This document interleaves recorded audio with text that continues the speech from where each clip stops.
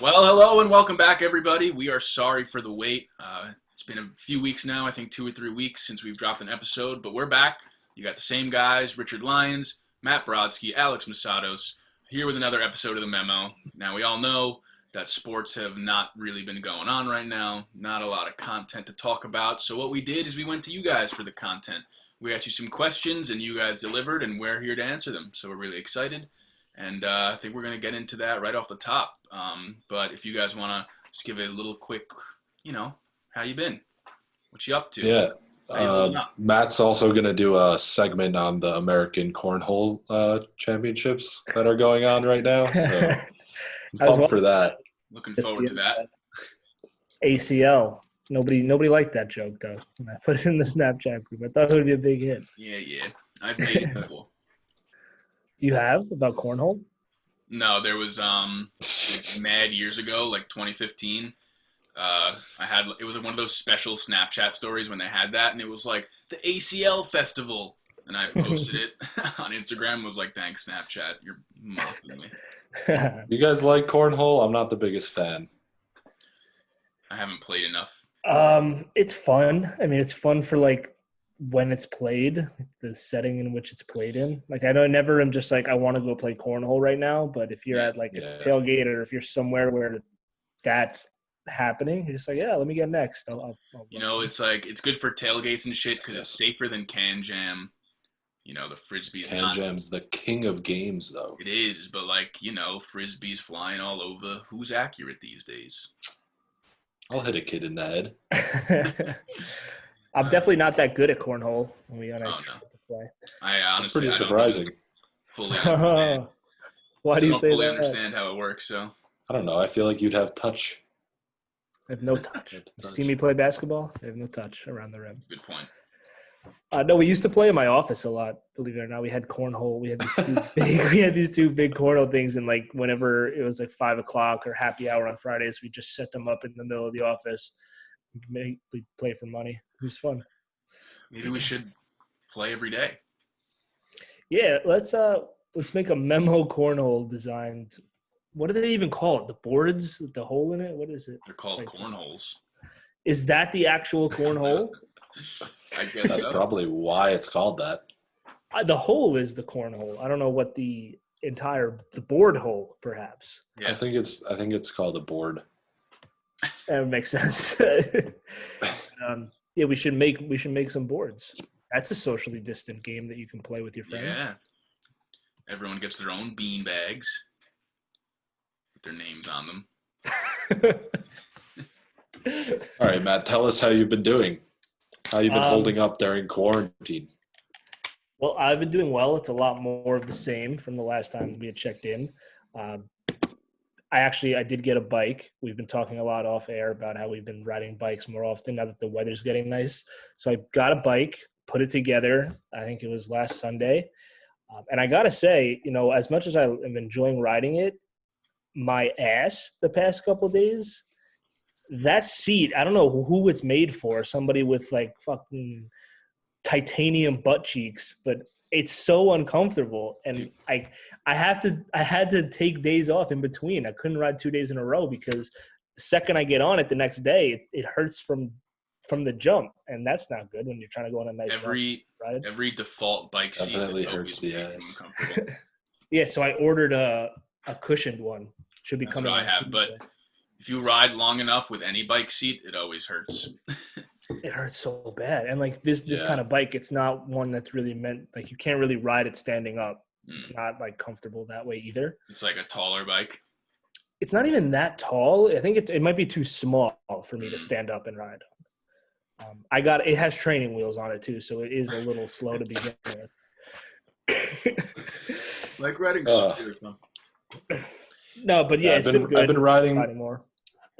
I've been riding my mom's bike, and it's a lot more comfortable than like my dad's is like those legit bikes. Yeah, and he doesn't really use it. In wheels. Yeah, but that one's like it's hard to even get on it because it's like so high up. Yeah, those are like fucking. You got to be dedicated. People are OD with the biking though. Like the people that wear the full fucking suit and like the glasses and the helmet. I'm just like, damn. Yeah. You're really going all out for bikings. One of my friends from college is like a professional cyclist. Like he goes and like tours the country and is in races and has like a whole team and shit. It's crazy. Alyssa's dad. Shout out Matt Storty. I don't know how he does it, but his legs. He went to some legs on the kid. A huge race. He went to Colombia for a race? Yeah. Well, he's from there, and right. Yeah, he went recently, like in the past year. He does it all the time, though. He does a bunch of those long-ass races. That's pretty cool. Sick. I have to take a break like every other block, so maybe I'll get there. It's fun, though. It's good to enjoy the nice weather because it is getting really nice. Today was kind of shitty, but the past couple days have been so nice, and you just want to get outside and do things. Yeah. So, I guess we're a bike gang now. That's a little update on our lives. You know, it's only been 3 weeks, and now look at us. We're all just ripping bikes. But professional bikers. We should get into these questions here because we had some really good ones that you were reading Thank you. Before. Thank you to everyone who asked us questions this week. We got a lot of engagement. It's always fun seeing what our listeners would like us to talk about. I'm still laughing at titanium butt cheeks. That was a good one. I wish I had some. My ass, it hurts sitting in this chair right now, honestly. It's like tucked right underneath, like deep in there. And it's sore. Okay, yeah. So we're good Nonetheless, we'll move on now. If you have any more questions, hit me in the DMs. I'll give you some more details. But I broke these down. We got a lot of different topics to cover, so I figured we'd What's going on? Gooch of steel. That's my new nickname. Chastity Gooch. Oh, shout out George Font. But like I said, I broke these up into a couple different categories. We got a hockey question today, boys, and I just want to clap it up for that. I mean, we never get any hockey questions, which is honestly a good thing because we don't really know much. But it's a question we can answer, so I figured I'd write it down. But yeah, we got a lot of different. Let's get to that one. No, we'll save that one. I want to go by relevance. All right. Hockey's not really relevant. Don't intro it. I was just trying to peruse through what we got here. Anyway, we're going to start with the hot topics. We're going to start with some. Can you start us off, Matt? Damn it! All right. Since the NFL draft was kind of still the most recent thing we talked about, I figured we got 3 questions on the draft. We can just bang those out quickly and then focus on the rest of the show. We did answer some of these things, but to start us off, because we haven't spoken much about this, and it's a question that a lot of people really want to know the answer to. This is by Mike Lombardi to start us off. Buy or sell that Joe Burrow is the answer for the Bengals. What do you guys think? Oh, I'm huge on Burrow.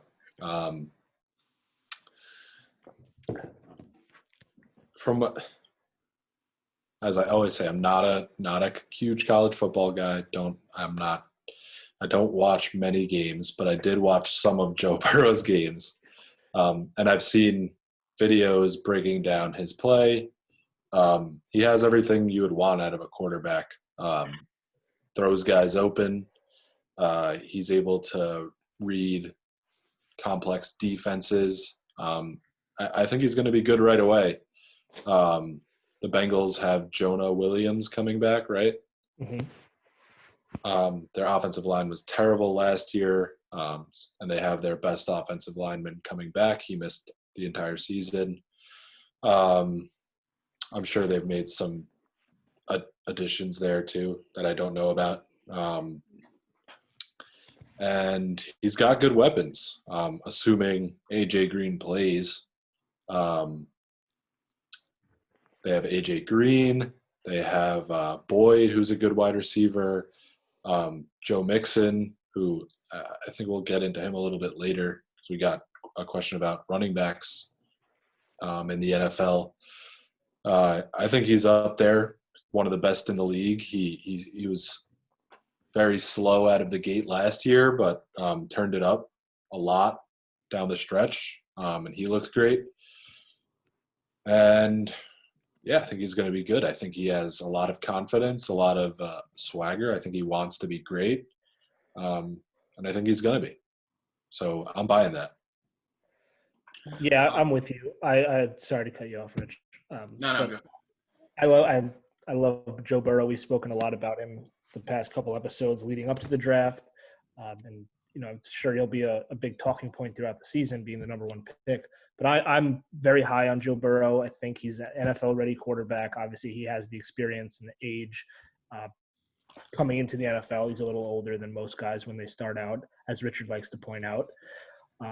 But I think – and there's another question get to about sleeper teams that we'll get to later. I'm going to spoil it a little bit, but I think that the Bengals are going to be a team that overachieves a little bit. So some of their expectations, because of the terrible year they had last year, I think people are really down on them. But for Joe Burrow's perspective, I think there are a lot of worse situations you can come into as a rookie quarterback. Alex touched on it with the weapons around him.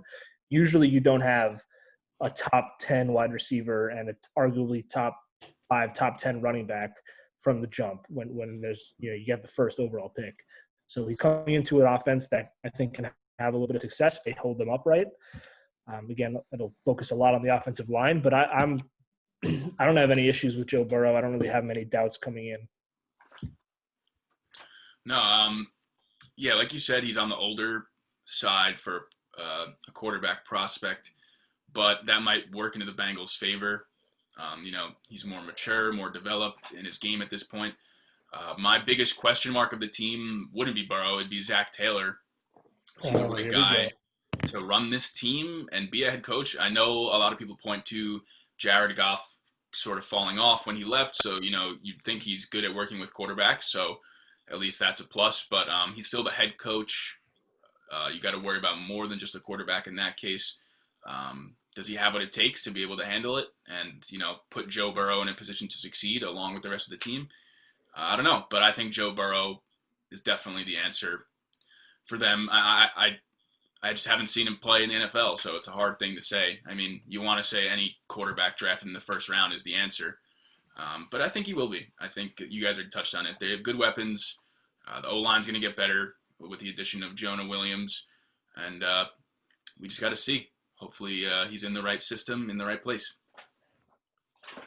Yeah, going back to what you said about Jared Goff, I don't think his struggles are because Zach Taylor left. Maybe it's a little bit part of it, but their offensive line was horrible.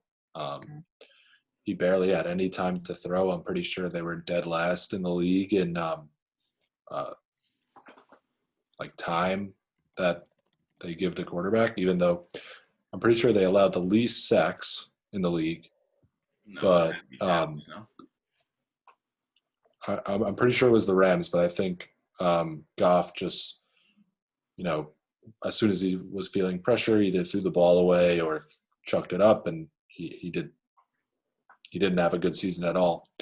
But I don't think that was because of Zach Taylor leaving. So, yeah, I think that's valid. Even though their roster was pretty ass last year, you want to see more than 4 wins or whatever they had.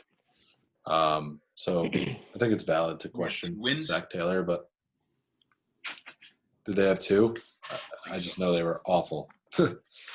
Yeah, I think they went 2-14. Yeah, that's real bad. Yeah. Beat the Jets. They did beat the Jets. All right. So I think we all, have similar expectations for Joe Burrow.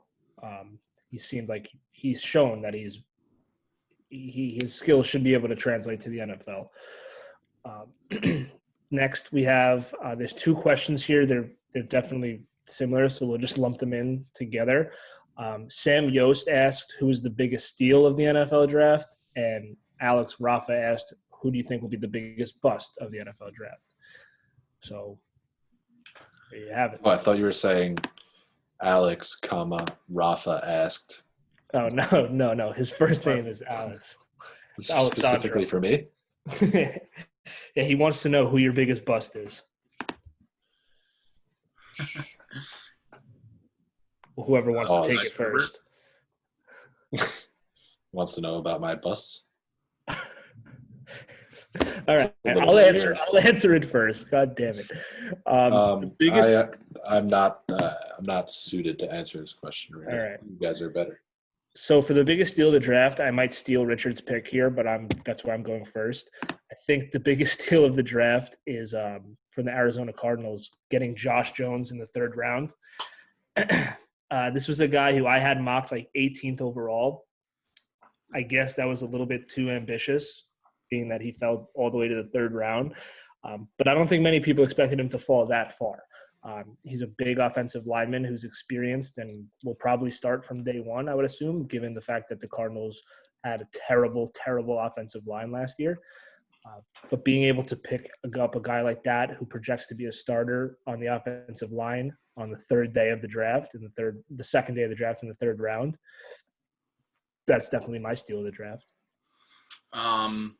You did steal mine, so now I have to go with my easy default of Steal the podcast. Mims to the Jets at 59, just because before the draft, a lot of people are saying he wouldn't fall out of the first round.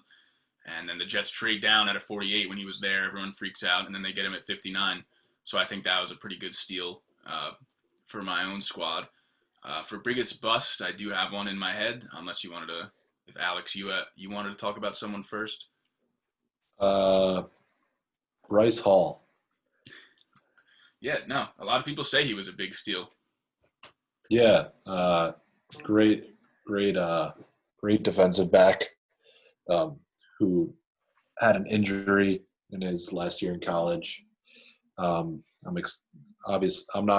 not a draft guy, but I did. I'm a Jet fan, so I did pay attention. Two Jets picks as the biggest steals of the whole draft. Just so happens that the Jets got the two biggest steals. Well, you took mine. I was going to say Josh Jones.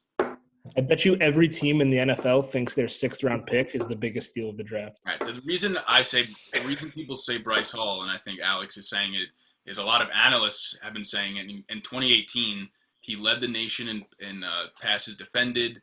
He had a really good year. He has a lot of good stories about his work ethic. Like apparently his team set up like his own little studio on campus with like TVs and all that to watch film.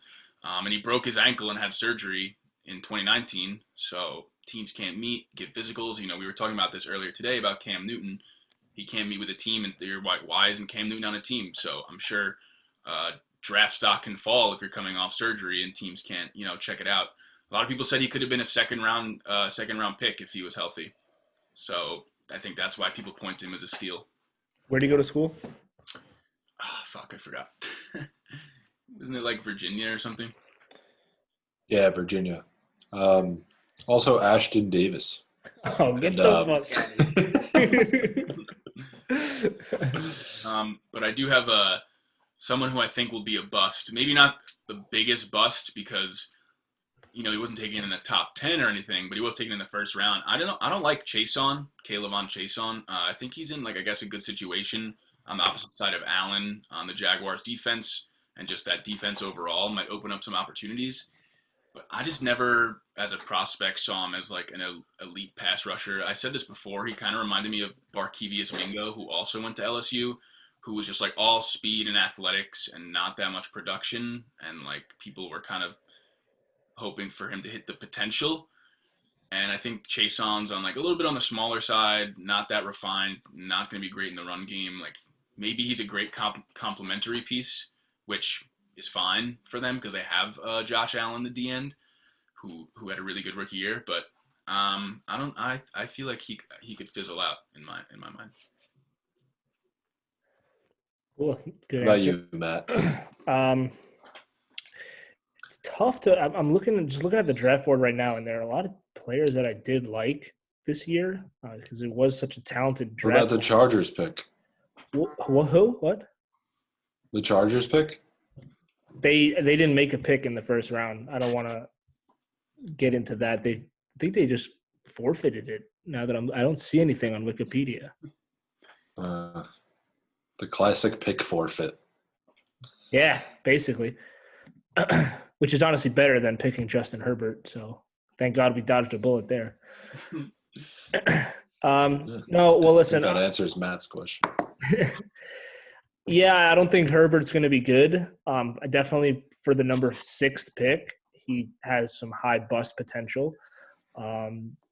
So you want me to say Justin Herbert? I'll give you Justin Herbert. I think he's a worse version of Josh Allen, who already has enough issues to begin with. Like Josh Allen, I think, is like the best version of what Justin Herbert can become. And Josh Allen right now is far from the best version of himself or a finished product. And if that's his peak, you're not going to really be very successful. Herbert's inaccurate. I think he looks to run too much because he gets scared in the pocket and he takes off because he is athletic. He can run, but like you don't want to be a run first quarterback. Just a guy who kind of like relies too much on his big arm, and that doesn't get you anywhere if you're not accurate. So yeah, that'll be my bust, Justin Herbert. Thank you for making me do that. Wow, you're gonna pick a Chargers pick as your pick? Yeah, really shows who's realistic fans in this podcast. So there you have it for the NFL draft. Thank you to Sam, Mike, and Rafa for asking us those questions. We'll stick with the NFL now. We got a bunch of NFL questions. This one, very relevant given what's been circulating in the news recently. Dak Prescott and the Dallas Cowboys still trying to put together a long-term contract. Zach Walker asks, what are your thoughts on Dak? Is his play worth the contract that he's asking for? And let me just preface this by saying there's a lot of rumors about what he is actually asking for. So let's keep that in mind, that you hear a lot of these, he wants $40 million a year. He wants to be the highest paid quarterback in the NFL, all of this stuff. And then there's other reports that come out saying, no, that's not true. He doesn't want a long-term deal. He wants to get paid on like a 3-year deal so he can double up on his money later on. But it's kind of just like loose about what's actually being reported. But what do you guys think? I figure he's going to get somewhere at least top 5 quarterback money when it's all said and done. And how would you feel about that? I would be okay. You guys know I'm not a big fan of Dak. Like you said, all these reports coming out. Oh, he turned down 5 years, 170 mil or whatever, and then someone comes out, no, that didn't happen, this and that. Top 5 quarterback money at this point, with the way quarterback contracts go, it's just bound to happen. But in the case, if he was actually seeking to be the highest paid quarterback and those were his demands, then if I'm the Cowboys, I would not do that because he's not better than whoever the best quarterback. I think Russell Wilson's the highest paid right now, right? I believe so. He does not deserve paid more than Russell Wilson. I think he's a good quarterback who is being, he looks better because of how great the offense around him is. They have one of the best offensive lines. They have one of the best running backs in the league. They had a top 10 receiver and added a top 3 receiver prospect. And they already had Gallup as well, who was, a great number 2 to Cooper. So that's a completely stacked offense. I just don't think he's worthy of being the highest paid quarterback in the league. It is a stacked offense, and I think that's the reason why you have to pay Dak, because he's the quarterback of that offense. He's familiar with the system. He makes everything run in that offense, whether he's great or not. What do you do? What's your alternative? Don't pay him. I guess there is no alternative. You have that offense for what? No, yeah. Andy Dalton? I mean, I guess if you have Andy Dalton as a backup, I guess he could play. Yeah, with how much the quarterback position just adds value every single year, and it seems like every quarterback who signs a new deal becomes the highest paid quarterback in the league. I think Dak is I think he's a franchise quarterback. And I think the Cowboys should sign him. I agree with Richard that he shouldn't be getting paid the most in the league. He's not, because he's not the best quarterback in the league. He's far from it. But the Cowboys do kind of have no choice. They have to sign him. He's their quarterback, or they're going to suck. And they have a great team around him. So they have to go all in now. Maybe in a few years, this might bite them in the ass. They might have a lot of money tied up in Dak and not enough to go around to fill out the team. But if teams have the opportunity to, make the playoffs, possibly win a Super Bowl, then you have to go all out for it now. And then if it doesn't work out, then just deal with the repercussions later. Yeah. And I think that's what's going to happen. I think they're going to go all in for these next few years. They're going to put a lot of money into Dak Prescott. And eventually they're going to have to let some key players go. It's the whole, these quarterbacks are never going to be paid ranked by their skill level. It's just not, in a perfect world, you'd have Mahomes making the most, your top 5 quarterbacks, Rodgers, Mahomes, Lamar, Russell, whatever. But just looking at these lists of quarterback salaries coming into the season, the top 5, you have Russell Wilson, Jared Goff, Jimmy Garoppolo, Phillip Rivers, and Tom Brady. By no means are those the 5 best quarterbacks in the NFL right now. And it's just all about timing of when your contract is up and how the market is. Ryan Tannehill is making more money than Carson Wentz, and Jacoby Brissett makes more money than Matt Stafford. It's all over the place based on who was a free agent when and when they were locked into their deals. So I think Dak is just up to get paid, and he's going to command this kind of money, maybe the highest in the NFL, because if the Cowboys don't sign him, there'll be a bidding war and some other team will sign him. So that's the market for quarterbacks, be it, if it should be that way or not. The market, Dak Prescott's value is whatever some team is going to pay him. So I think Dallas should just get it done, lock him up, and forget about it, because this is a team that can win a Super Bowl, I think, or compete for a Super Bowl right away. And that's not going to happen throwing away their franchise quarterback and starting over. I think a deal will get done. Yeah, and I think he's smart for wanting 3 years, because odds are he's going to, I have my opinions on Dak Prescott, so do you guys. But he'll be fine for the next 3 years at least. If anything, he'll improve.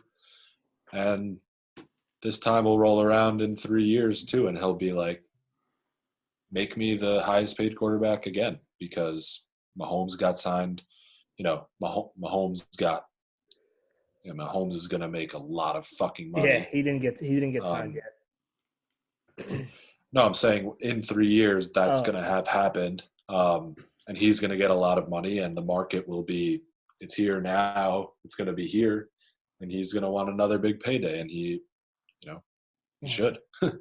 Yeah. I mean, you got guys coming up. Mahomes and Lamar are going to need contracts. Baker, Darnold, Josh Allen down the road, these guys who look like they're going to be franchise quarterbacks. I'm sure they're just going to keep topping each other, and that's just how the cycle goes. Yep. The salary cap goes up every year anyway, so it's the percentage of the cap that year whenever the Baker, Darnold, Allen draft, when they roll, there's going to be I like to call that the Josh Rosen draft. Guy's special. You'll see what he's getting paid by then. No, but think about it. If Mayfield, Allen, Darnold, and Lamar all make it the second contracts with these teams, they're all going to be getting paid around the same time. Teams are going to be like, all right, who's striking first? Who's going to pay one of them first? What is the market right now? It's going to be crazy. Yeah, it should be fun.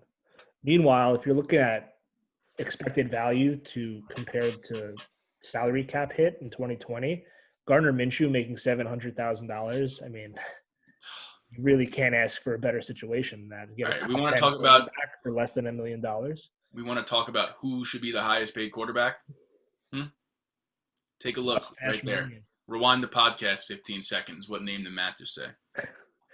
Gardner Minshew. It's actually so funny. Some of the guys who make more money than him.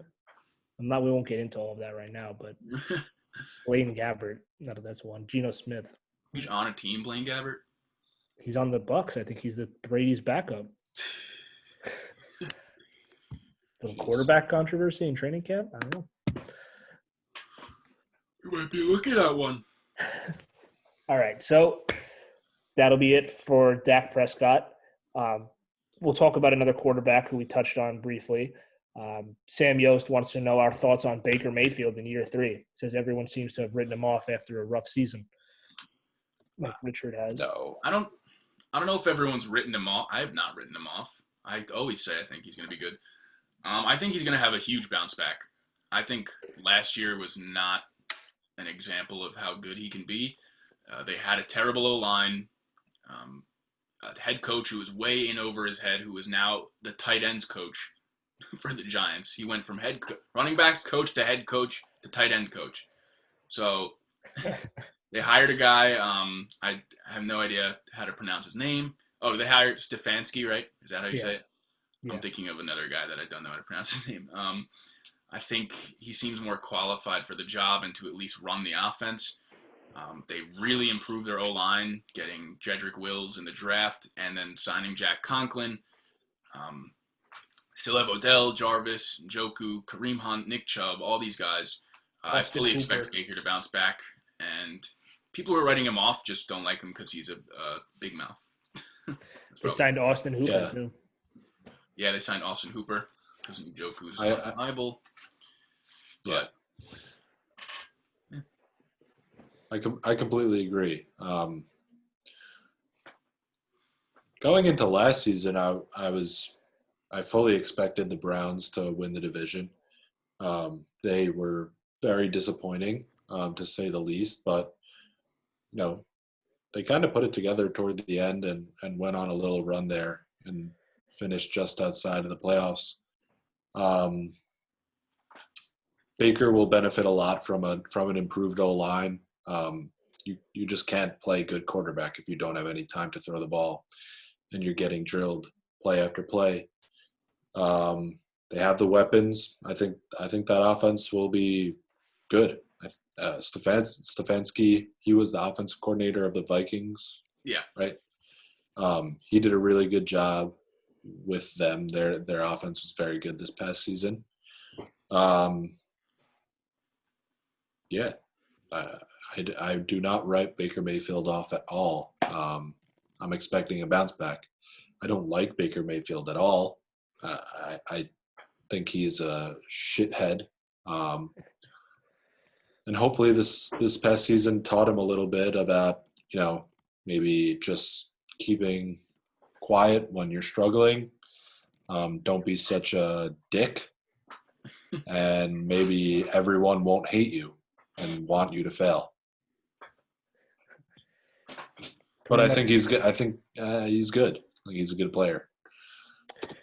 Yeah, I think you guys pretty much covered it. I'm hoping he bounces back. I still have my skepticisms, just being that every time we seem to get excited about the Cleveland Browns, they fuck something up. Yeah. But they have great players. And, I'm not going to call Baker great yet, but they have potentially great players at all the important positions. They have, a really good right tackle that we know. They just drafted a left tackle who could be their franchise left tackle. They have Baker at quarterback. They have Myles Garrett as an edge rusher. They have Denzel Ward at corner. They have at the most important positions in the game, they have really promising players. So I know that was a Baker Mayfield question, but the Browns in general, they have all the talent that a team would want. So I think it's really on Stefanski to, keep everyone in line, make sure they're disciplined, and put Baker in a position to succeed. For sure. Next, we have All right, we got a lot of questions about quarterback specifically, so we'll touch on those and then we'll get to the rest of them. Mike Lombardi, again, big fan of the show, wants to know how successful or unsuccessful will Phillip Rivers be in Indianapolis? I'm excited to see what he does behind a good O-line. The Colts have had one of the best O-lines in the league for a few years now. And the Chargers notoriously never really addressed it when Phil was with the team, or at least the last few years. So, yeah, I'm excited to see what he does there. That being said, he is regressing. A lot of people like to say that it wasn't Phillip Rivers' fault at all, his struggles last year. And he threw for a lot of yards, obviously, but passing yards don't tell the full story. But he wasn't great in his own right. I expect him to improve from last season, but I'm not expecting vintage Phillip Rivers. I think he's a future Hall of Famer. I'm not expecting that level of production. But what was the question again? How successful or unsuccessful? Just like, how well do you think that he'll do? Yeah, I think the Colts will be a solid team, like they are pretty much every year. Right around 500. Maybe Phil brings them to like a 9-10 win team, but from anywhere from 7 to 9 wins is what I expect from the Colts. Yeah, I agree with you. I actually have this stat right here that I saw today when I was browsing Reddit. According to Pro Football Focus, the Chargers had the 31st pass blocking offensive line last season. So second worst in the league for where were the Colts in that? Old, immobile Phillip Rivers. Probably not the prime position to be in.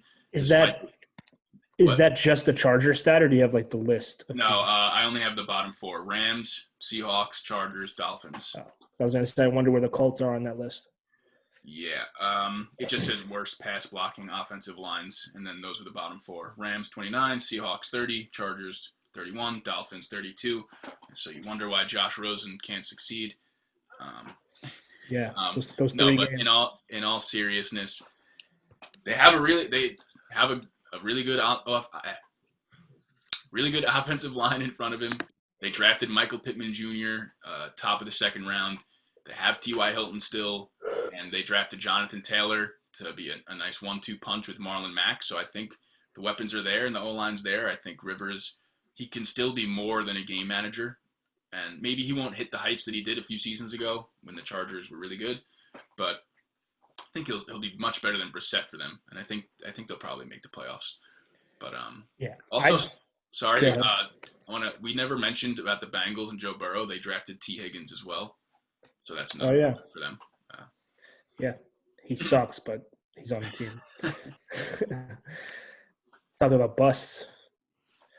I'm very high on the Colts this year because their roster from top to bottom is just, it's solid. And like Alex said, it always is solid.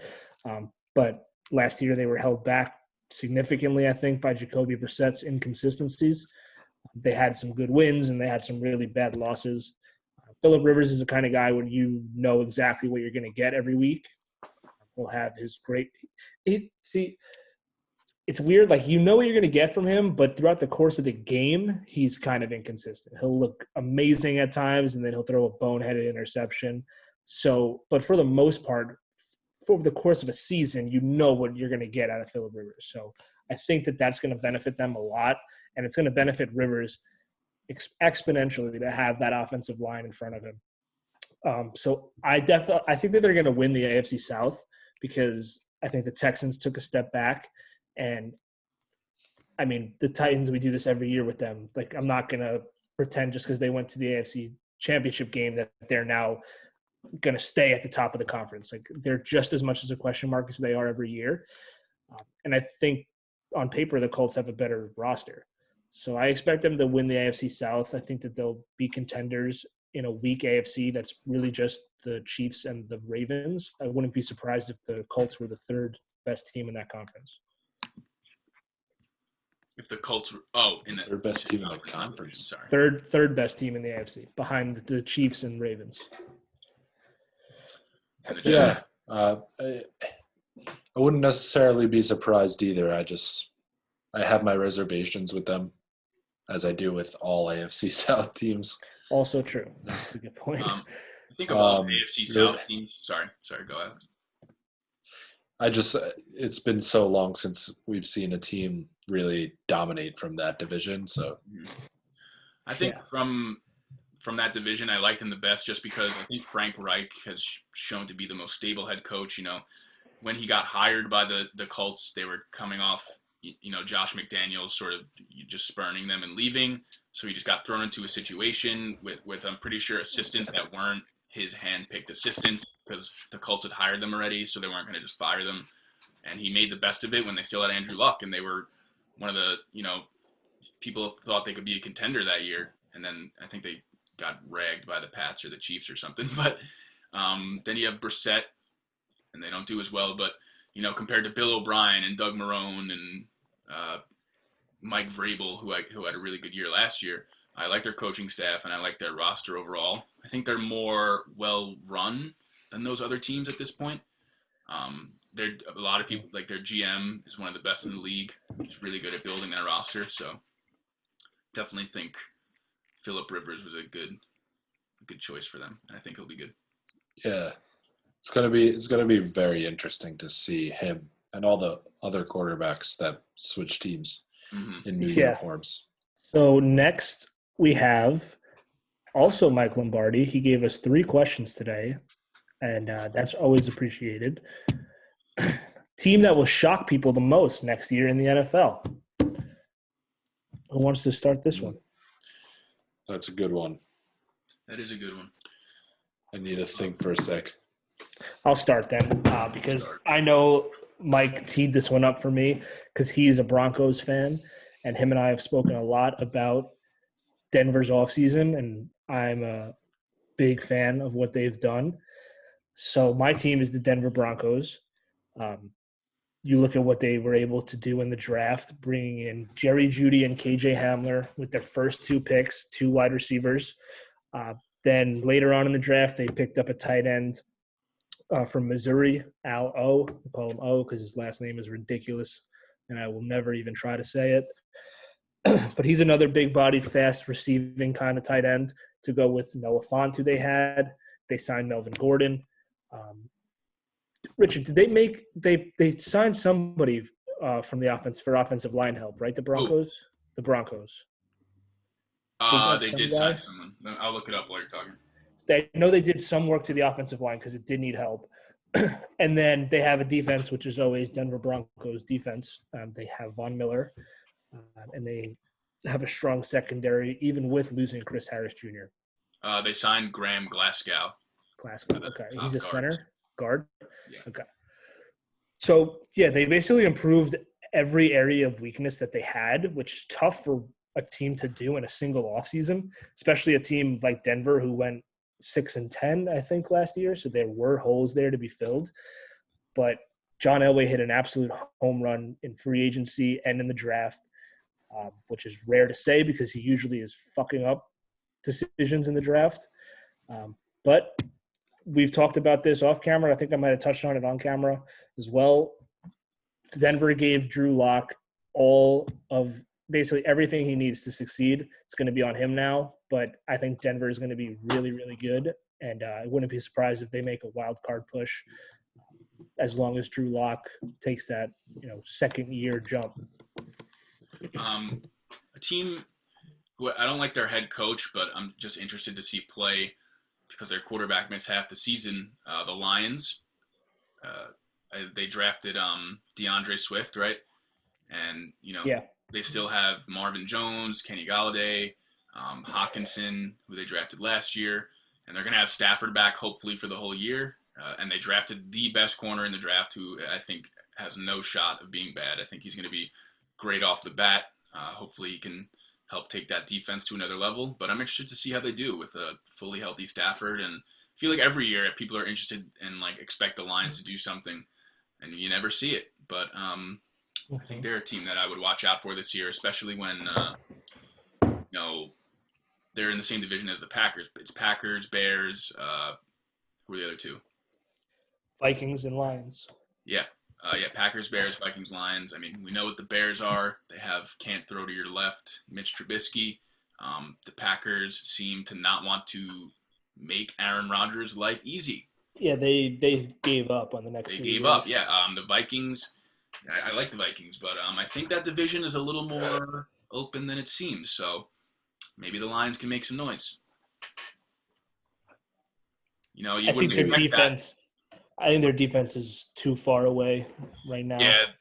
Also, I was just looking at the depth chart of the team, and are those Okwara guys brothers? I think so. They have Romeo Okwara, and then they drafted Julian Okwara this year, and they're both outside linebackers. And on the depth chart, Julian is Romeo's backup. Really? Yeah. Let's take a look. Yep, they are brothers. They're brothers? Yep. Wow, that's probably so sick. Yeah. Did they just draft Julian because they had Romeo? That Maybe. had to have been. I mean, he was a pretty It had to play a part. They both went to Notre Dame too. Pretty cool. But I've always been a big fan of Stafford, so him being healthy the whole year, maybe the Lions can be like, if you look at their team last year, you're just like, yeah, they sucked, but Matt Stafford misses 8 games, probably not going to be good. So yeah. I think my pick, a team that might surprise people, is going to be the Arizona Cardinals. They addressed the offensive line, which is great for Kyler. He can have some time to throw, and he didn't have a bad season. Obviously was inconsistent, as all rookies are, but he showed flashes of his great potential. And sticking with offense, they added DeAndre Hopkins, one of arguably the best wide receiver in the league, definitely top 5. So that'll help Kyler out a bunch, given that he has some time to throw now. And on the defensive side of the ball, they snagged Isaiah Simmons, right? He slipped a little bit, and they snagged him at their pick. So some improvement there too. I think they'll improve a lot. I don't know if they're going to make the playoffs, but some positive things coming out of Arizona. Yeah. I only disagree with you on that is because I think they're going to be everyone's sleeper team, which in turn makes them not a surprise pick because I think they're like the most obvious. The Arizona Cardinals, Kyler Murray in his second year, they got DeAndre Hopkins. Like, that's going to be everyone's. Wow, he's mocking you, Alex. Are you going to take that? No, but I know Alex. He's literally saying exactly what I said. I've heard so many saying it in a dumb voice. I've heard so many people say already because it's just an obvious. And I think they're going to be much better than last year. So, it's a good pick. But it's almost at this point not surprising because we expect Murray to improve. They got DeAndre Hopkins. We know they stole Josh Jones in the 3rd round. We know Alex is dumb for saying the Cardinals. No, I get where you're coming from, Richard. I agree with you that Alex is really stupid sometimes. But no, they're like a hot pick for this answer. But I think that's because they are going to be pretty good. They are going to surprise some people. So I get both sides of that. Are they? If they're everyone's pick. Yeah, it'll still be surprising to see the Cardinals Everyone's surprise be good. pick is the same, so we won't be surprised anymore. But it's surprising because, like Alex said, the Cardinals are good. Whoa. That's not something you see every day. Yeah. It is weird. It's also weird that like only a few years ago they were like pretty good every year. Like you could count on them to be a good team, and now everyone's just like, Mhm. fuck the Cardinals, Yeah. worst team in the league. Um, Well, speaking of the NFC West, we'll keep it in division and slide over to our next question, which is from Kirby Toomey, who is a 49ers fan. So this is probably why he asked the question. He wants to know who is your NFC West frontrunner? Probably the best division in football right now with the improved Cardinals. I personally think the Rams will bounce back after a rough year to be a little bit more competitive.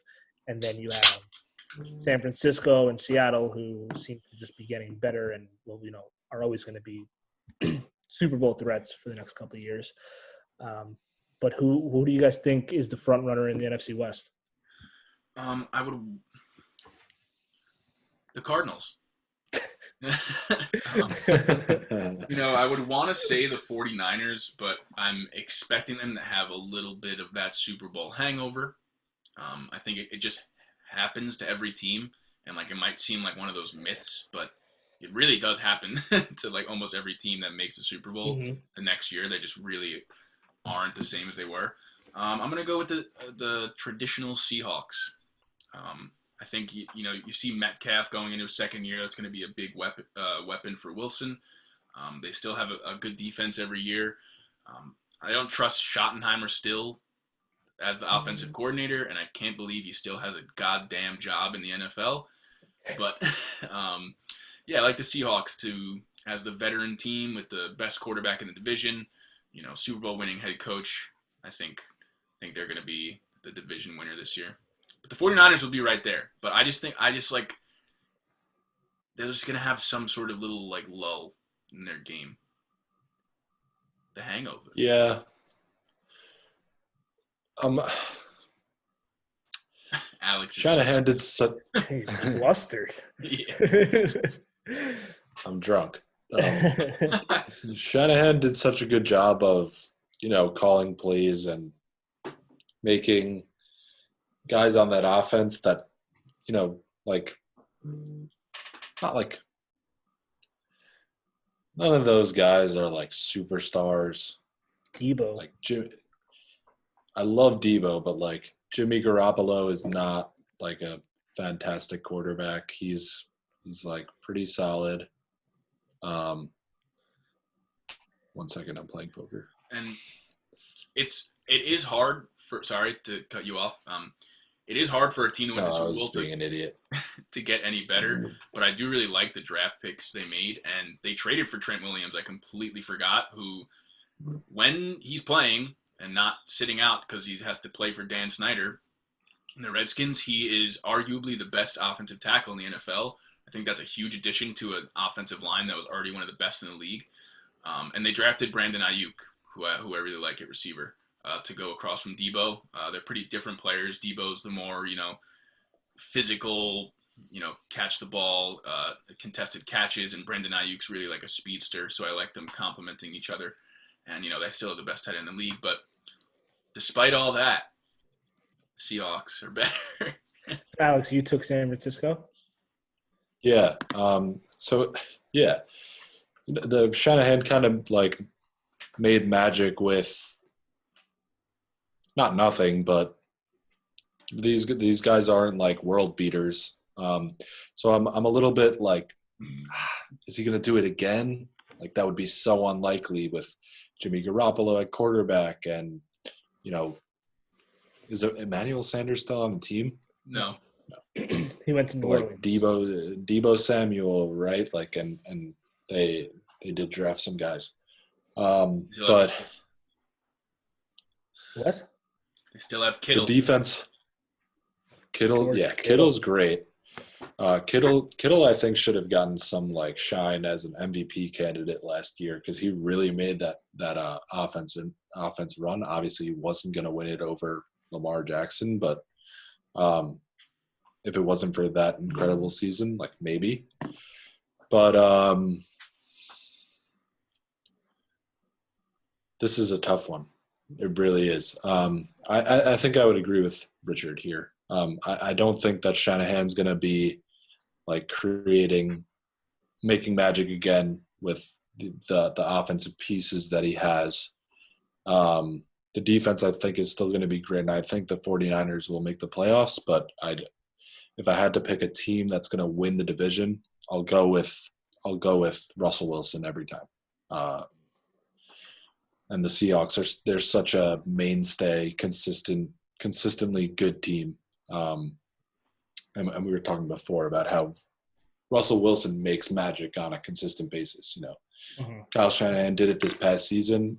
Russell Wilson has been doing it for 8 years. So, Seahawks too. While you were going to grab another drink, Alex, and this will be cut out of the podcast, but me and Matt were talking in the downtime, and I was reading that stat about the bottom 4 offensive lines, and one of the comments on the thread was, and I agree with this, like it's incredible that the Seahawks can have bottom 3 offensive line, and Russell Wilson is still a top 5 quarterback, like no matter what. And every year it seems like we're like the Seahawks offensive line is terrible, and he's always an MVP. Yep. Like people talk about him as MVP every year, possibly. Like maybe he doesn't get to the like final talks, but it's just crazy. He's actually never received and I'm pretty sure he's never received an MVP vote.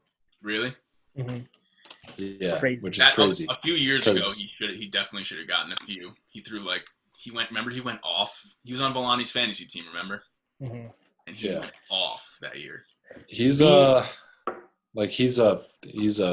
no doubt first ballot Hall of Famer. Yeah. It's crazy to think. The midseason awards we did last year, we all had MVP Russell Wilson because it was before Lamar really took off and ran away with it, and it looked like it was going to be Wilson all the way, and then he still didn't even get a single vote, which is crazy. But nuts.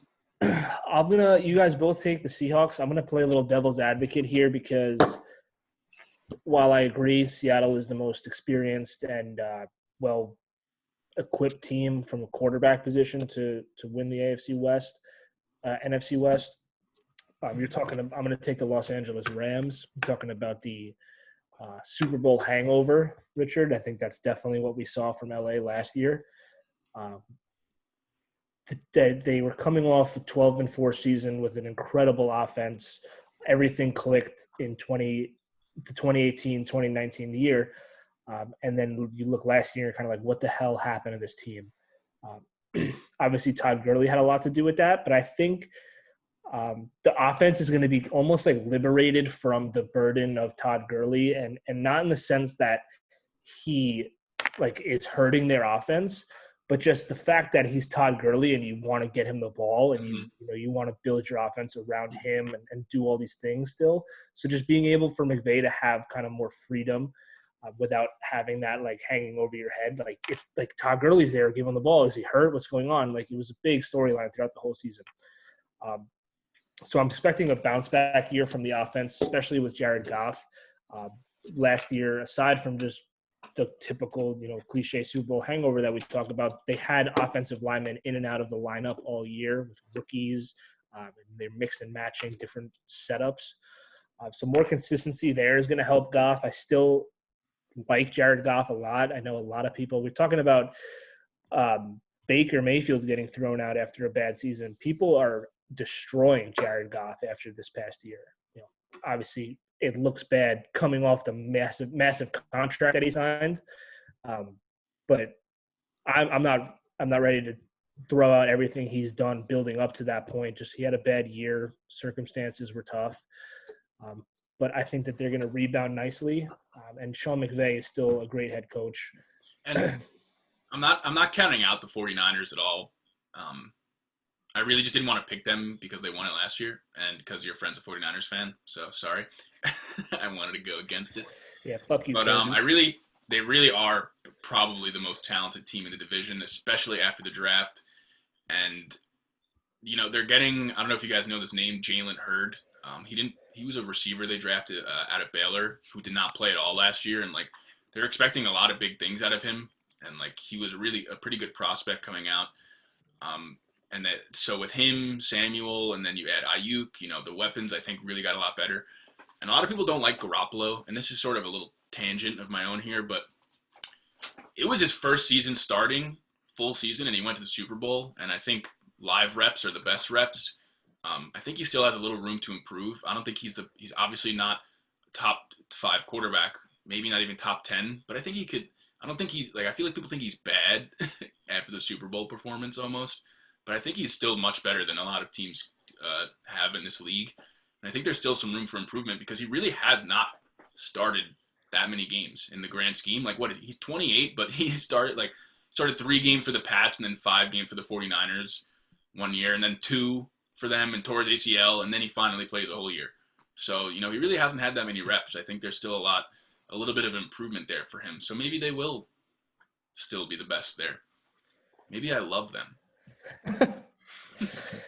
It's definitely like the most. It's going to be the most competitive division in football. For sure. Seems like that every year. Yeah. Well, it used to suck for a while. Yeah. When you had this. It sucked, and then there was like the era with the Seahawks and the 49ers, and then the Cardinals had Palmer, and they were really good, and it was really competitive, and then it kind of fell off again. And now I think it's just the Seahawks for a little bit. Yeah, now the Rams are good, and now I think it's going to be competitive for a while now, or at least a few years. The quarterbacks in the division: Kyler Murray, Jared Goff, Russell Wilson, and Jimmy G. A lot of young, good players there that'll be around. Yeah. Fun division to watch. And although it feels like every time there's a matchup with like Rams Niners or Seahawks Niners, like it's always like a Sunday night game. It's always a big field game. Good rivalries there. But fun squad.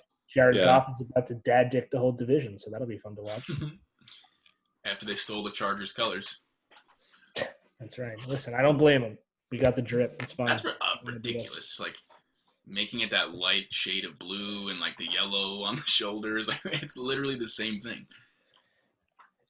They're trying to copy greatness. You can't hate it. It's like when everybody's now trying to get the next Taysom Hill because it's working for New Orleans. It's it is what it is. Next great color scheme. All right, what do we got Garoppolo's next? trash. Yeah, that too. That's also something that we didn't mention enough. Jimmy G sucks. That was a late response to my to my analysis. Your analysis. You had a speech about him. Yeah. What people don't know, Alex is on a 5-minute tape delay, but we're somehow making it work. So if you hear a couple delayed responses, that's why. I like this. Yeah, the NFC West is great. What do you think of Joe Burrow, Alex? What was the next question, Matt? This is a fun question. I don't know how we want to do this. We can kind of just rattle ours off and then get into a little debate. Sam Yost wants to know the top 5 running backs in the NFL right now. I think Zeke's still the best. Well, I put together – let's each run our top 5. I'll start. So I have mine written down. You guys want a second to put some together. I agree with you, Richard. I have Zeke at number 1. Really? That is so surprising. Just like for somebody who, if you need a guy to go in there for a football game and get you 100 yards rushing, like I think he's the best real running back who you can just give the ball to 30 times and he will get you production.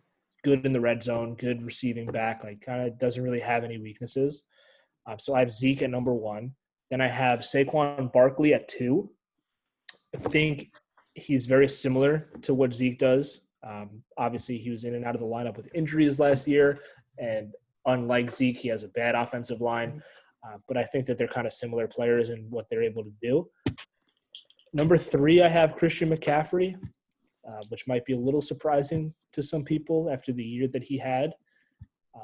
But I like more to kind of traditional running backs, and I don't know if you can replicate the kind of touches that McCaffrey had on a yearly basis.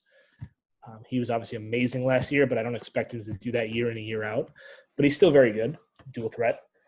4th, I have Dalvin Cook. Finally, what? You have the same exact one. All right. 4th, I thought you were like making fun of Dalvin Cook. No. Well, you're an idiot because you hate him. 4th, I have Dalvin Cook. Finally put together a complete season. Looks like he's, gonna be that 3-down back for Minnesota. And 5 gets interesting. I have about 4 or 5 different players I can put at 5, but I'm gonna go with Let's see. Who does Richard like the best? I'm going to go with Nick Chubb. I knew you were going to go with Nick Chubb. I think it's Nick Chubb. Red zone woes aside, he was great. In between the 20s this year, he was great. And I just think he's kind of a do-it-all back. So, yeah, those are my top 5. All right. Yeah, you can go, Alex. I don't want Richard to just repeat what Matt said. So break it up. Go. My 5 was different because LaMichael Pirine. You know. Okay. Steal of the draft. Steal of the So this is kind of off the cuff because I don't have mine written down like Matt did. But number 1, I would go Saquon Barkley. I think he's just a can't miss talent there. He had some injury issues last year, and like at least for me, if you were watching him play, it didn't look like he was healthy even when he was playing, and he's still. I do know he had that he was 100% healthy when the Jets held him to 1 yard. He told you that? No, I'm lying, but yeah, and I heard his weakness is Ashton Davis. But yeah. Even when he was playing, he only missed. He missed a few games, but even when he was playing, it seemed like he was hampered by that ankle-ish injury. And even then, he had an off season. He still rushed for over 1,000 yards. He had his highlights. I'm expecting a big bounce back with the revamped Giants offense. I think I'm not crazy about Daniel Jones, and I think he's going to have to rely on Saquon a lot this upcoming year. So I think he'll get a lot of touches, and I think he'll have similar production to his first season. Next, I would go Christian McCaffrey. Just absolutely dominated last year. I'm sure he'll get some looks for Offensive Player of the Year. Third, I'd go Ezekiel Elliott. Same reasons that you stated. He's just a beast. Fourth, I'd put Dalvin Cook there as well. Finally was able to stay on the field last year, had a terrific season. And fifth, I'm going to go Joe Mixon. I like Joe Mixon a lot. I paid a lot of attention to him last year because he was on my fantasy team. And once he got his stuff together, he looked incredible behind a pretty bad offensive line. So I think with hopefully the offensive line improves, I'm sure it will with Williams. We'll see more of that very, very good Joe Mixon on a consistent basis. I like that list. Who'd you have at 4? I'm sorry. Cook. Okay. Cook. Yeah. So I was saying before when Matt was talking that mine was basically the same thing.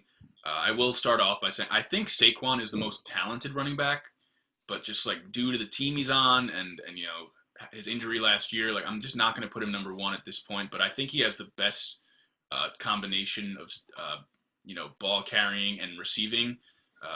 And like his potential, I think, is the highest. But I still put Zeke number 1 just because he seems to be the most consistent in the league right now.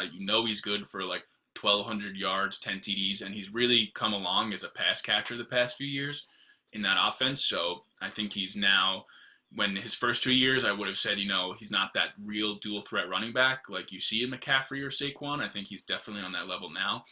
And I do have Saquon at number 2 over McCaffrey, which, like you said, is surprising. But I agree with you. Like, you're not using McCaffrey like a traditional running back. Like he can rush for 1,000 yards, but you're not ground and pounding with McCaffrey. What's so special about him is his versatility as a receiver and a running back that you don't know what they're going to do with him.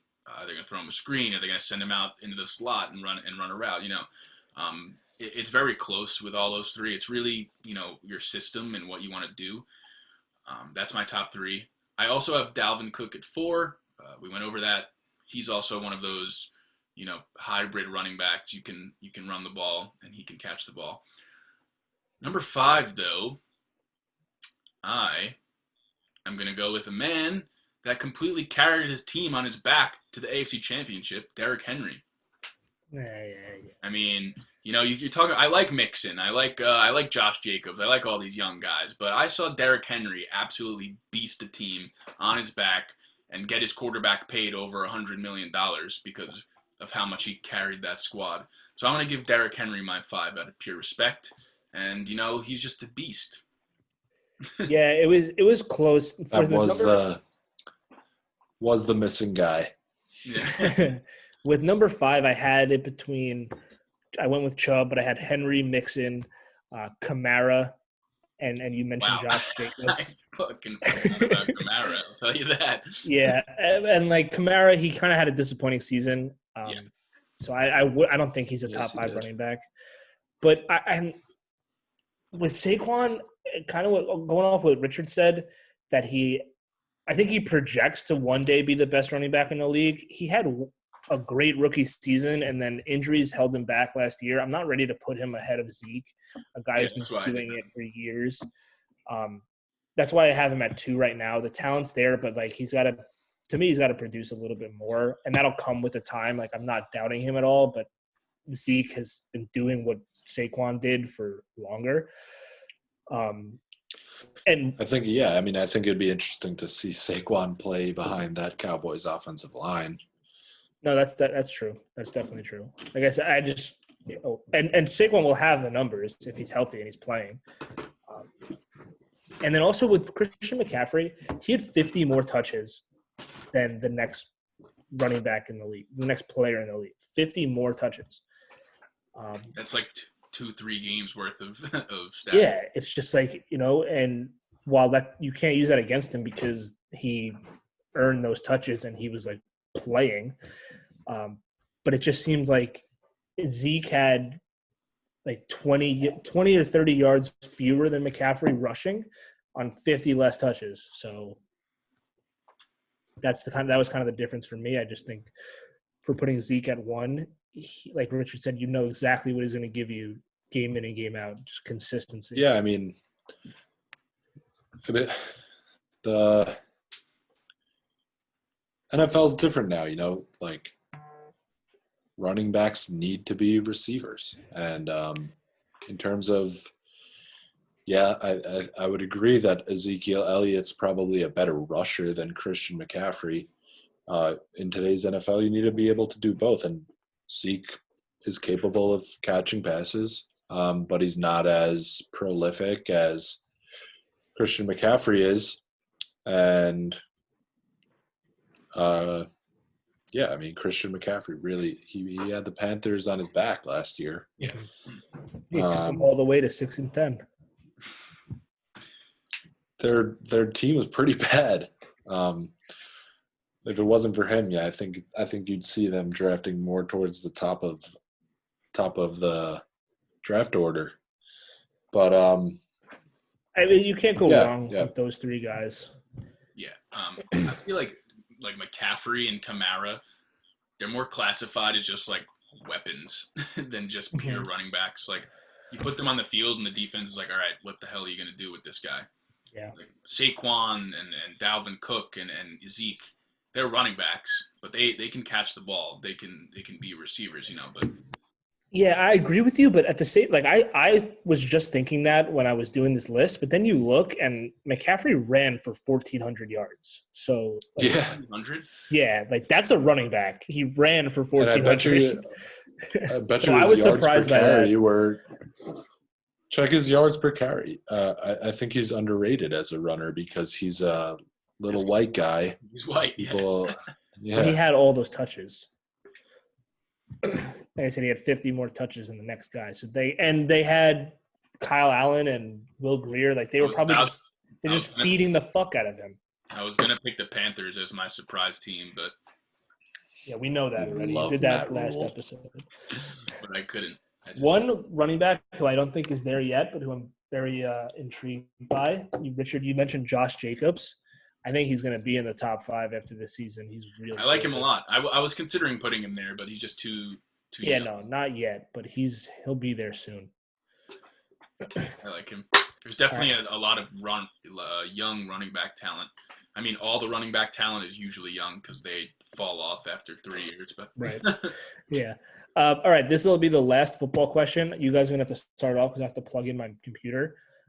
But from Chris Sokol, who's getting the first pick in 2021, and why is it the Jets?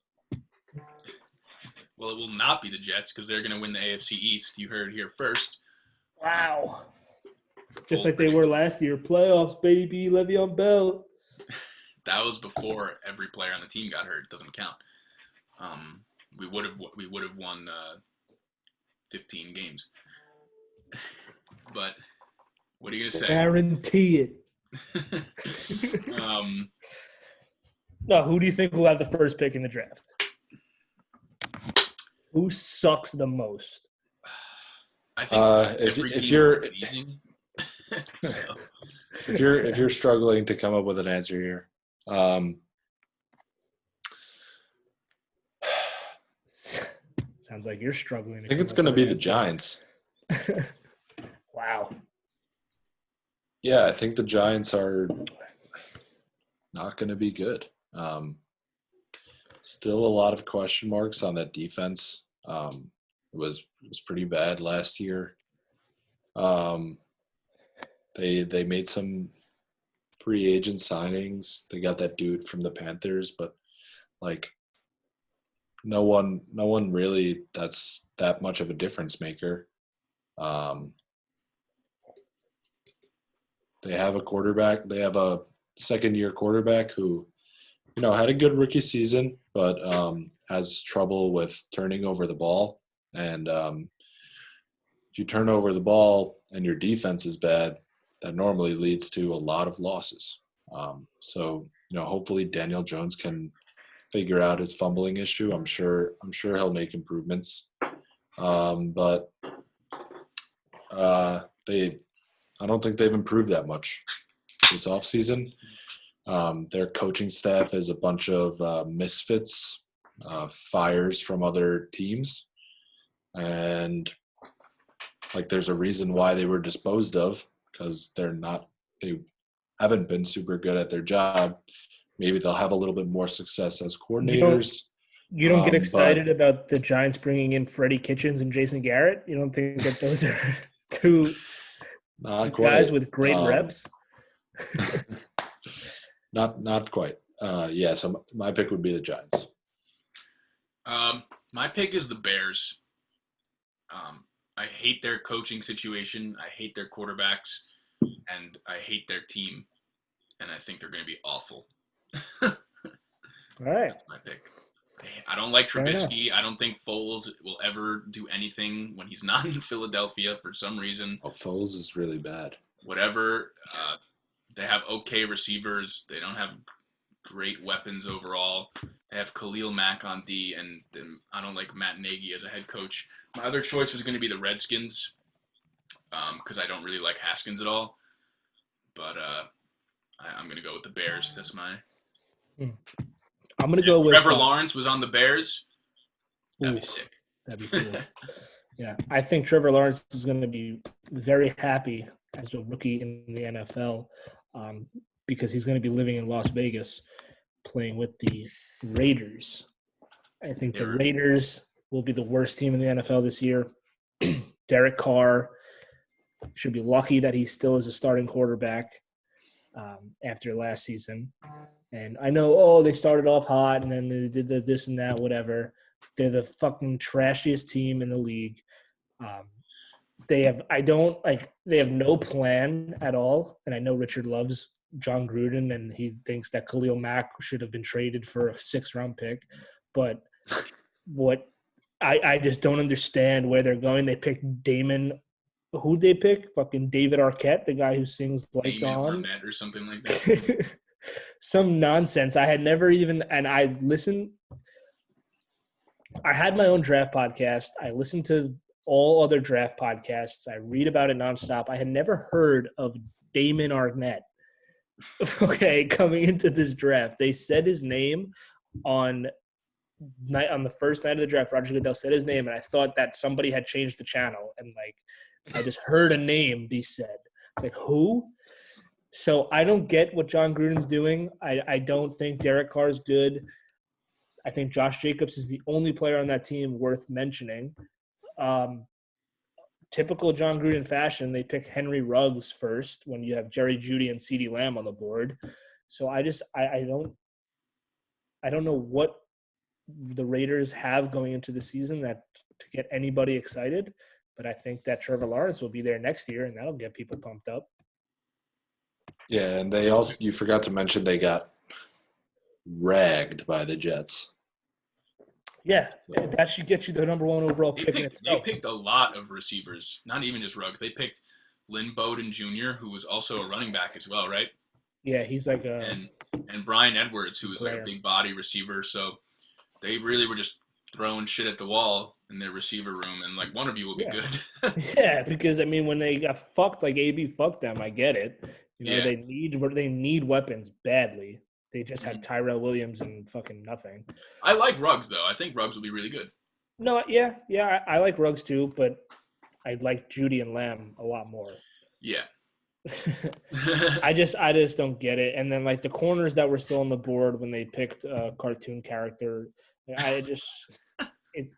it's mind-boggling. They do it every year. They make these ridiculous decisions. And the Seahawks do the same shit. Yes, but and I said this on our last podcast we recorded. I think, like statistically, the Seahawks are one of the best drafting teams of the last 10 years. But every time they draft someone, it's like, who is that? They did it this year too with Jordan Brooks. Yeah, and I bet he's amazing. Yeah. So like Seattle does it and it works, but Oakland does it and it's just, or Vegas now does it, and you're just like, you don't have the track record to pull that off. Yeah.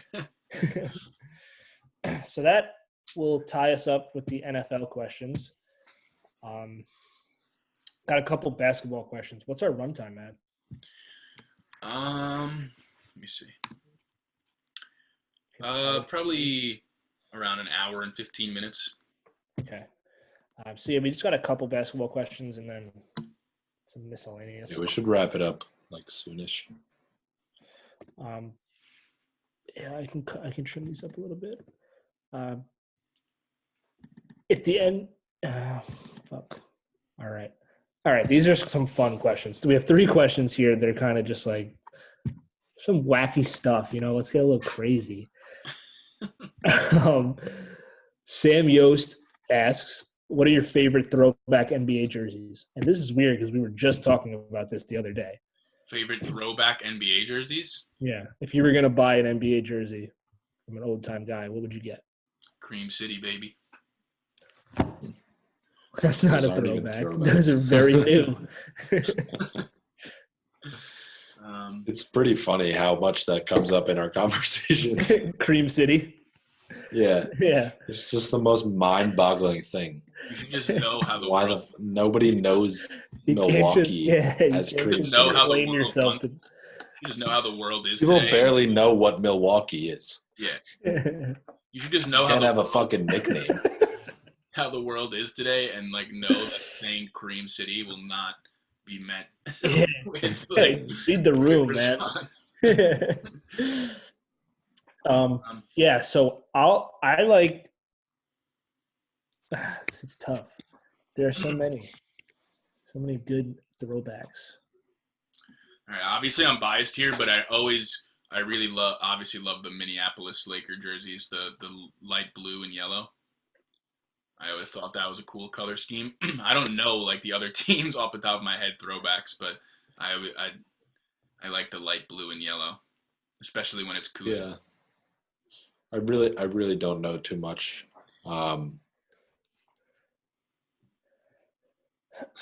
You don't know too much what? Anything.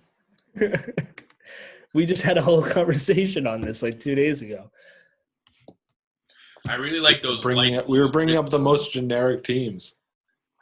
The Bulls, the Celtics. Do you like a nice throwback Scottie Pipp? I like those light blue Grizzly jerseys and the The old Bulls, Hornets the jerseys, those Bulls, purple ones.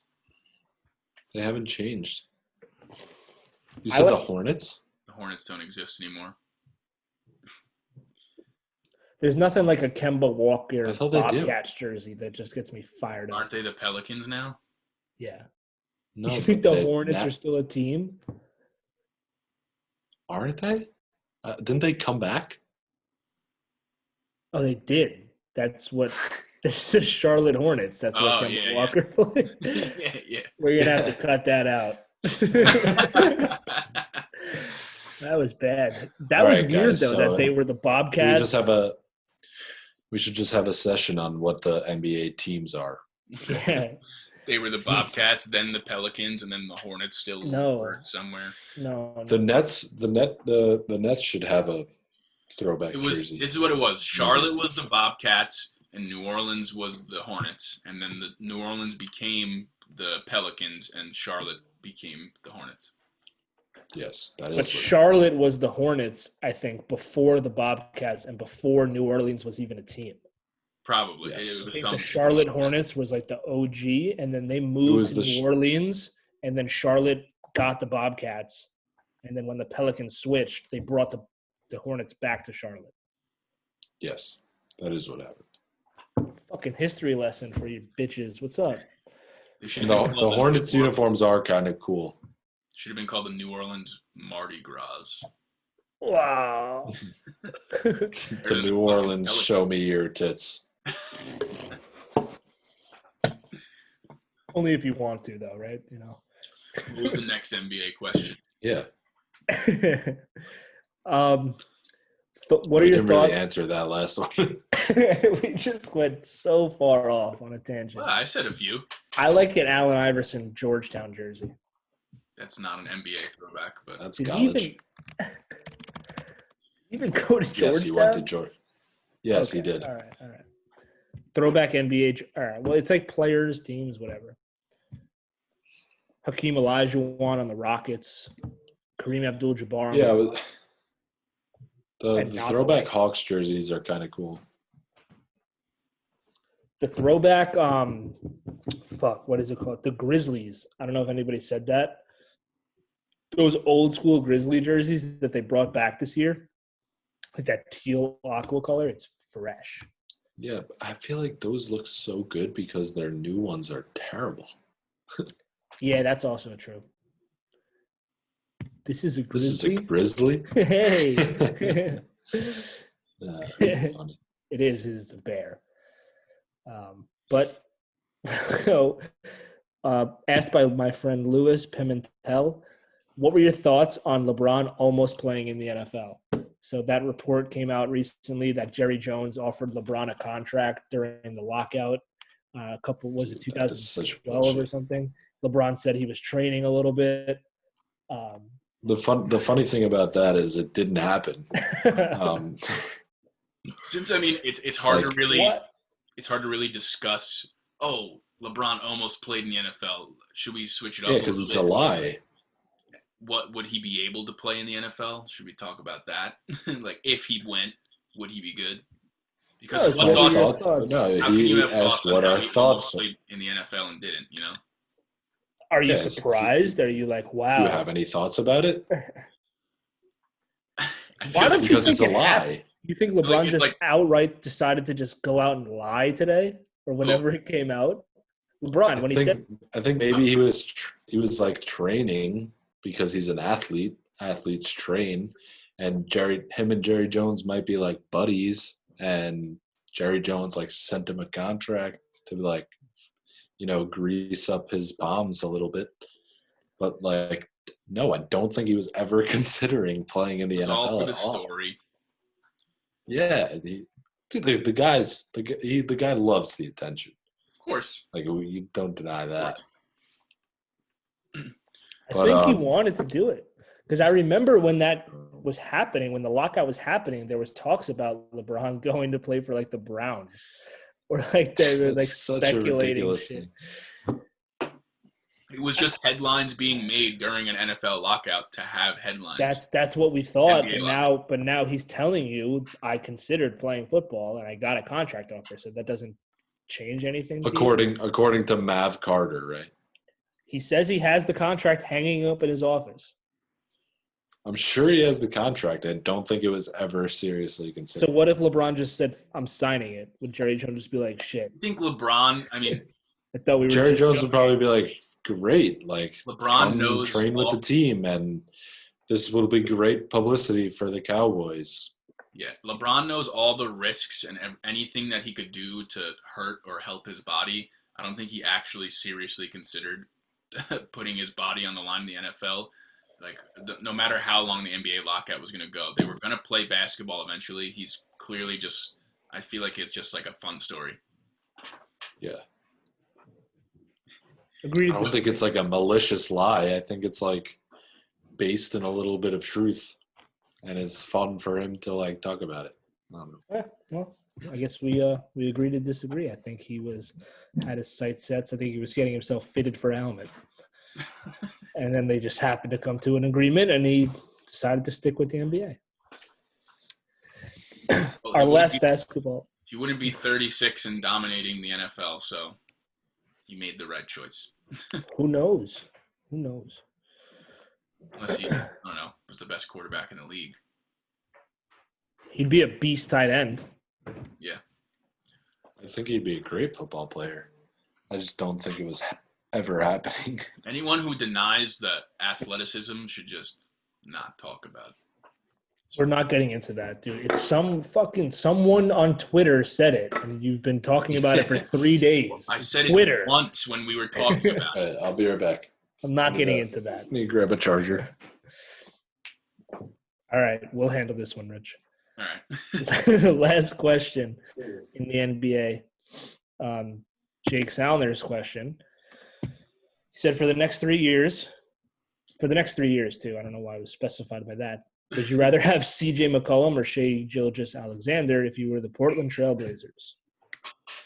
I just thought you know he's a real NBA fan. That's a serious, meaty question. Yeah. That's like something's going on where he's thinking about that. He's comparing it, and he needs to know. Maybe Shai Gilgeous-Alexander, if we're talking the next 3 years, maybe he ends up being the better overall player. But I think for the Trailblazers, I don't see how he fits next to Lillard. I feel like McCollum is a pretty nice fit as an off-ball shooter and creator in his own right, but he doesn't really need the ball to be effective. I feel like Shai Gilgeous, he's better when he has the ball in his hands. He likes to get the ball to his teammates. He can score. He also grabs a pretty good amount of rebounds. I think McCollum and Lillard are the better fit. But tough question, who would I rather have the next 3 years? Because Shai Gilgeous is obviously younger, and it depends what you value more. Yeah, I think in a vacuum, if I'm building a team, at this point I think I would take SGA over McCollum just to start. But if the question is specified to Portland, being that Lillard is like so ball dominant and rightfully so because he's amazing. McCollum's a better fit as a guy who just is like a spot up shooter and can just like pull the trigger from wherever because like SGA is going to bring the ball up. He's going to look to dish it out to teammates, and that's stuff that Lillard kind of already does. Lillard's more score first, obviously, but the two of them together, like you said, I don't know if they'd work too well together. Excuse me.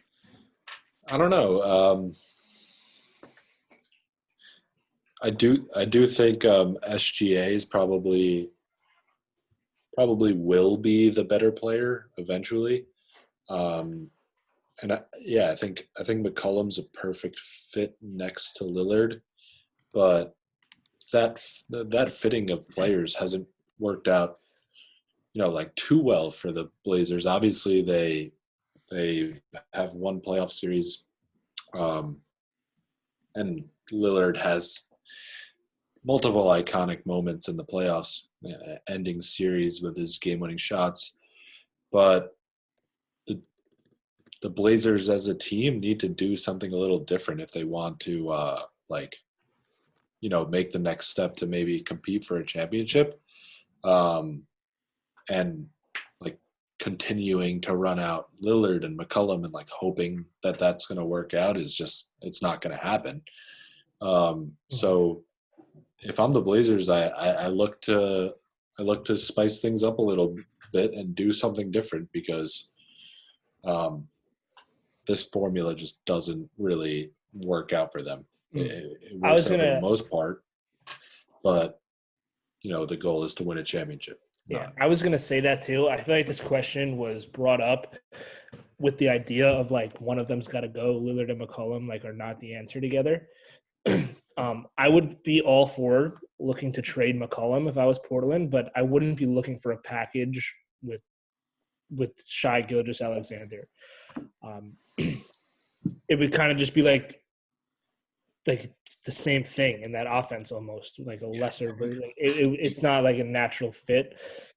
So I'm all for trading McCollum because I don't think Portland will ever win a title with this team. But I would look for a more like a solid big man to go with Lillard, like a truly elite center, or even somebody who's like a forward of some sort. McCollum for Embiid. Yeah, I'm sure. I'm sure Philly would love to do that. But something more so like that. And I don't think the Thunder are going to be interested in trading Gilgeous anytime soon. No, he's good for them. They're a good team. Solid team. Not great, but solid. No one expected them to be what they are right now. No, definitely not. Okay, so our next question is brought to you by Chris Reinfried. He wants to know what our thoughts are on the NHL's plan to bring hockey back. Did you guys see this? Because it actually came out today or yesterday, I think it was, that the NHL actually has an agreed-upon plan to restart in terms of like what they're doing with the regular season and the playoffs. Did you see that at all? I haven't seen it. Yeah, the 24-team playoff thing. Yeah, so they're doing a playoff bracket with 24 teams. The first round is a best-of-5 series, and the top 8 teams in the league have a first-round bye. So after that best-of-5 series, you'll have 16 teams left, and then it's regular playoffs. But there's basically Are the hockey playoffs usually 16 teams? Yeah, it's usually 6 teams. So what they're doing is basically bringing the next 8 teams that were close and having a play-in round to get to that original 16. Okay. They're the first league that actually has a solidified plan in place to get something going, which is good news for sports fans in general. But I'm a little concerned that I don't think it's very fair to have the teams so the top 8 get the bye, right? And then the next 8 are teams that would have made the playoffs in a normal year. But those 8 teams are being forced to play 8 teams who wouldn't have made the playoffs just to earn their spot in the original 16. Does that make sense? Yeah. But it doesn't seem fair that happens. I feel like with any of these solutions, there's going to be something that's like, that doesn't seem fair. But in the end, we're in a very unusual and unheard of circumstance. So there's going to be things that you just have to accept and, move forward with. Maybe it sucks for that team that season, but, you're still getting an opportunity to play, which you might not have if they didn't find the solution. So go out there and win that series. That's what I think. Yeah, and it's good news. As a Rangers fan, they're now in the playoffs. They wouldn't have been normally, but they got in because of this. So it's dope. So this is set. That's what they're doing? Yeah, it was agreed. They don't have a date time frame, but they have the plan for the when playoffs. They can do it. This is what they're doing. Yeah. And is it going to be in one area and all that? That's what they're working out, the finer details with that. But I think so. Yeah, it'll probably be in a secured location. But it just, and you're right that ultimately it's either this or what else. There's no 100% fair way to do it. But I'm just thinking from a team who's that team who was 9th, who just missed out on getting the bye. They have to play a team whose 24th was nowhere near the playoffs, and you come back after this hiatus, a 5-game series, who knows what'll happen? Yeah, anything. It could be anything. And if you lose that, it's just like, And just to, Yeah. I don't know if hockey has this plan, but pretty sure the NBA, one of their, not roadblocks, but something they have to figure out is that a lot of the players, they are like, we want at least like 3 weeks of a training camp before we start playing again. Like, we're not just going to go and start playing games, because I heard on the radio today, like, after the lockout in 2011, like there were a lot of knee injuries. There were a lot of Achilles injuries that year because guys just, they were kind of forced right into action right when the league came back. yeah. So these players, this is going to be the playoffs. This is going to be intense basketball. And they're kind of worried about that. So is hockey thinking of doing some sort of little? Yeah, they'd have to have. There's be a couple weeks of training camp to get the skates up and everything. What's also I think is interesting is if you're one of those 8 teams, do you even want a bye? Like, do you want to play a team in the second round who has just played 5 games in a row and like they're ready, they're going? You haven't played in 3 months. That's a good point. Is that an advantage? I didn't even think of that when you said it. Like, that's not an advantage. I feel like. Yeah. It's like you want at this point you want to be playing and get your your feet back under you and your hand-eye back in sync, and yeah, it's definitely tough. But that's what the training camp's for, I guess.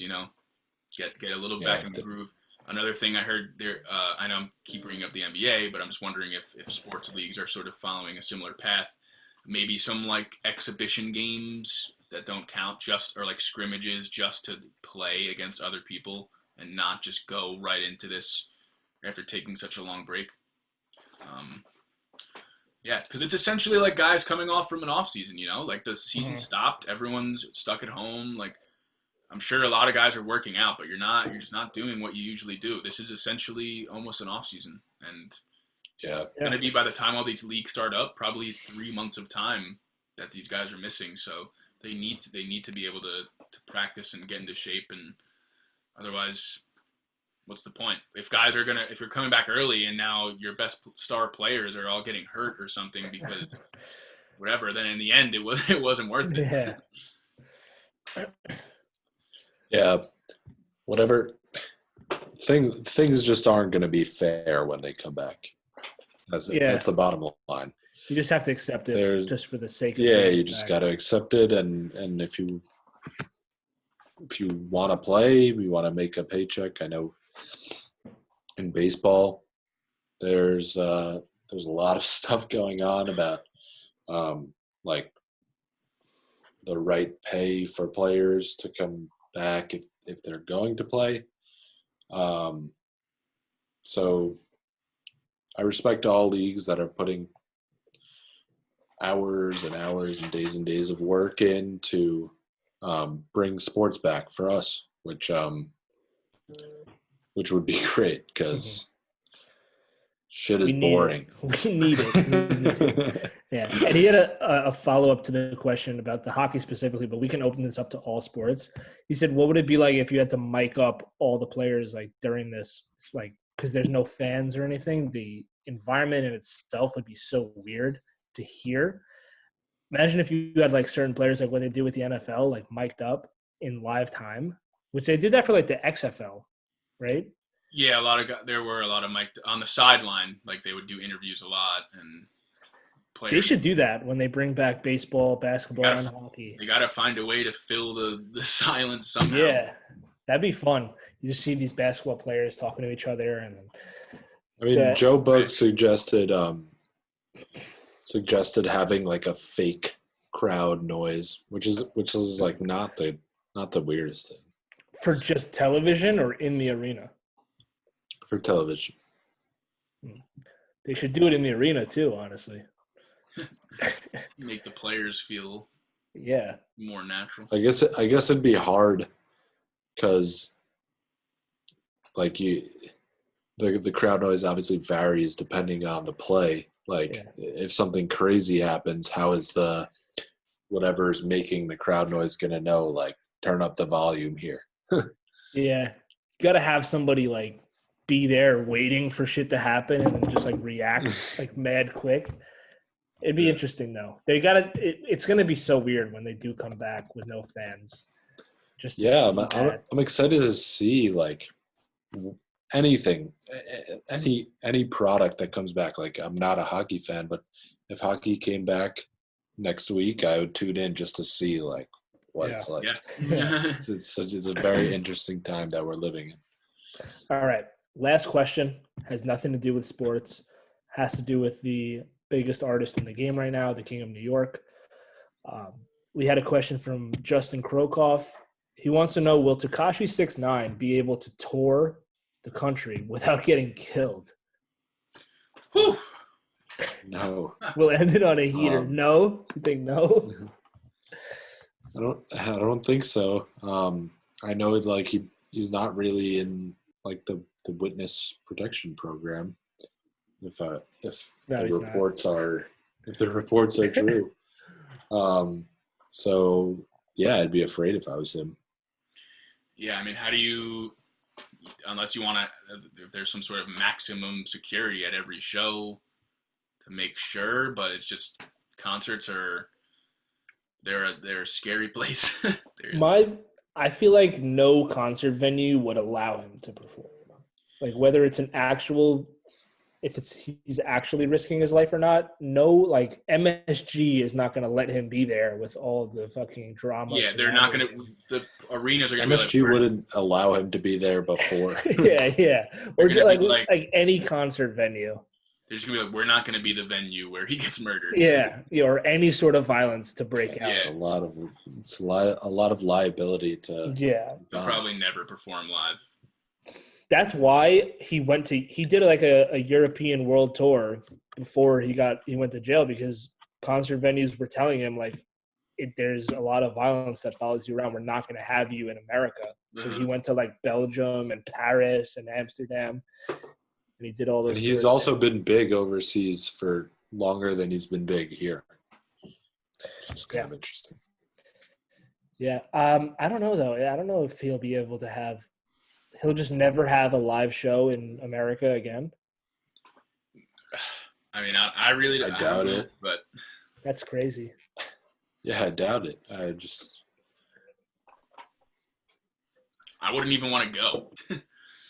Oh, I'd be there. If the government isn't going to put like time and resources into protecting you, then what are you going to do? Just have like your goons stand outside?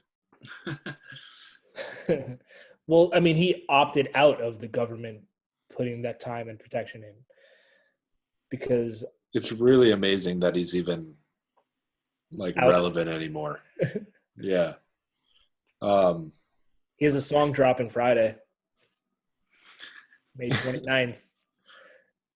That guy can't miss. It is insane. I'm pretty sure his song debuted at like number 4 on the Billboard Hot 100, which is like high. Did you see all of the controversy that was surrounding that? Yes. He was going nuts. Who even knows what those companies do? Yeah, but to answer your question, Justin, I don't think he'll be touring the United States anytime soon. I think he'll just keep putting out songs from his basement in Lido Beach, apparently, is where he's living. He moved. But the king can't take an L. King of New York. He's doing what he's doing, and it's working. Yep. I guess we won't be seeing him live in our lifetime. But hey, he'll make songs still, so you got that. That's all that matters. But I think this is where we call it. It's nice to can't follow up 6ix9ine, so he's the headliner. So we'll call it. Yeah, it's nice to finally get back on here and be able to talk about some stuff. Hopefully, one of our final questions was about all these sports leagues. Hopefully soon we finally have all this stuff up and running and we can really get back into it. But it was fun. It was nice to get back into it. You guys have any last words? Nope. No? All I'm right. good. I guess I do. Yeah, glad to be back. This was fun. Thank you for your questions. Thank you for reaching out and sending us your questions. Thank you so much, everyone. Missed the memo. We will see. We will see you guys next time. Stay safe, stay healthy.